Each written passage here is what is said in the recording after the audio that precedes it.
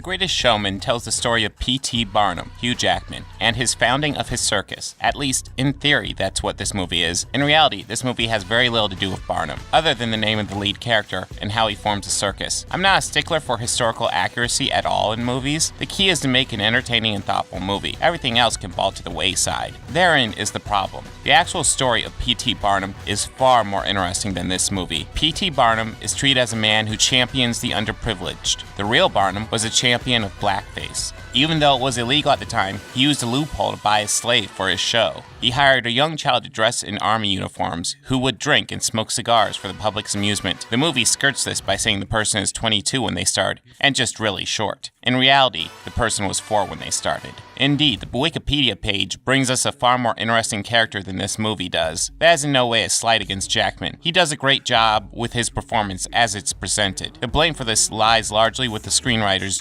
Bicks and Bill Condon for having a plethora of facts to draw upon to make a fascinating tale, and instead making something so boring and generic. Some blame must also go to director Michael Gracey for probably not caring enough to try to make a movie more than its parts. The only reason why this film manages to get as many stars as it does is the performances led by Jackman, including Michelle Williams, Zac Efron, Zendaya, and Rebecca Ferguson. They are all singing and dancing their hearts out for this utterly nowhere movie, giving far more than it deserves. That's not to say all the acting is great. Some of the child acting is quite bad. Though given their dialogue, I have trouble blaming them too much. In the end, The Greatest Showman comes off as a hollow affair. No emotion or caring put into the final product, just a movie created by a Hollywood machine. There's even a very serious event, with completely epic music and serious sounds, with a random comedy beat thrown in for no apparent reason. Maybe the filmmakers never wanted to make something that says anything, so they thought, let's throw a bit of comedy in our serious moment. The Greatest Showman has all the possibilities to be a great character piece, but instead, this film ends up with the depth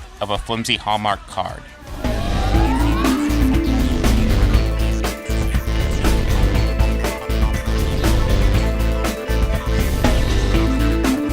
Hey, if you like this video, please make sure to hit that like button and go ahead and subscribe. That helps me out a lot. And if you really love this video, consider visiting my Patreon page.